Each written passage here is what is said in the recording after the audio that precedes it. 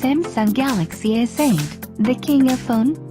The Samsung Galaxy is a phone that is dissimilar to anything you'll have seen available.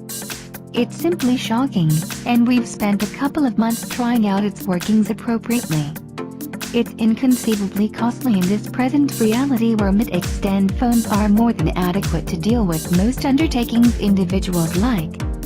Be that as it may, the second you lift it up it's anything but difficult to perceive any reason why.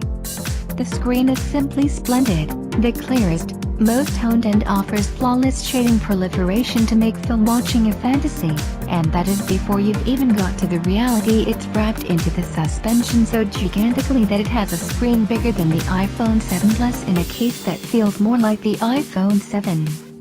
The Galaxy S8 isn't impeccable in the pursuit to press the screen, and so totally different elements were disregarded, in particular, the situation of the unique mark peruser. On the off chance that you need this telephone, you'll have to answer this inquiry: would you say you are okay utilizing an iris scanner?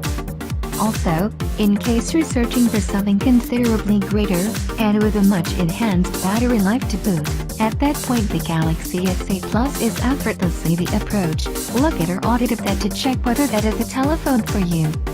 In any case, the Galaxy S8 is immovably a telephone that ascends over those focuses to consolidate everything into a handset that truly inspires in the hand, fitting consistently into everyday life.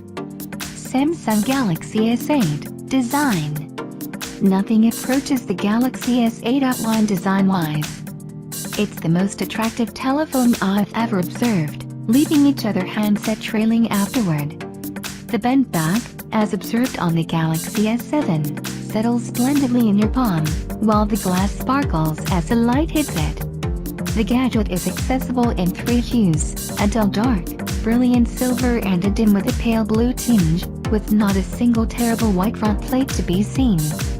My audit unit is the dark choice, and it's legitimately dark done with sparkling sides that mix into the shell. It feels like one finished piece, with the glass, screen and metal joining all together. The volume rocker and standby switch are joined by a new button on the side. This is a dedicated Bixby button, which I'll cover in more detail in the software section, and while it shows Samsung is taking its new virtual assistant seriously, it feels too much for Bixby to have its own button.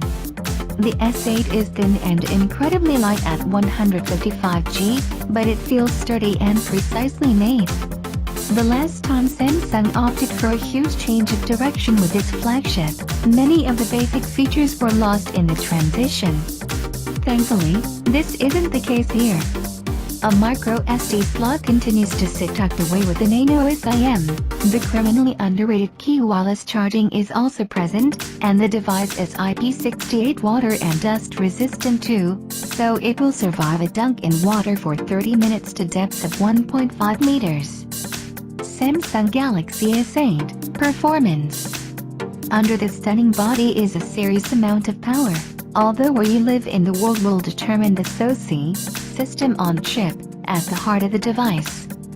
Brits, and those in Europe and Asia, will get Samsung's own Exynos 8895 chipset, while folk in the USA will get a device with a Qualcomm Snapdragon 835. Whichever CPU you end up with is unlikely to make a huge difference on performance. But considering I've so far used only the Exynos version, I can't say too much about the 835. Both are the fastest CPUs out there, built using a 10nm production process for improved efficiency. There's 4GB of RAM, anymore is basically pointless for a phone at this stage, and it has a roomy 64GB of internal storage with support for up to 256GB micro SD cards. During my time with the Galaxy S8, I can say that it's been noticeably faster than a Snapdragon 821 device such as the Pixel XL or LG G6. However, the latest processors do add in a few features that are aiming to future-proof devices such as this. There's gigabit LTE support, better battery life relative to the cell used, and the ability for quicker charging. Having more power also makes it possible to enlist DeX, Samsung's way of turning the S8 into a mini computer that can be plugged into an HDMI monitor. Another future-looking feature is Bluetooth 5.0, which you won't be able to take advantage of fully until relevant devices with it are released. But, for now at least, you can finally pair two Bluetooth-enabled devices to the S8 at once and play music through both of them.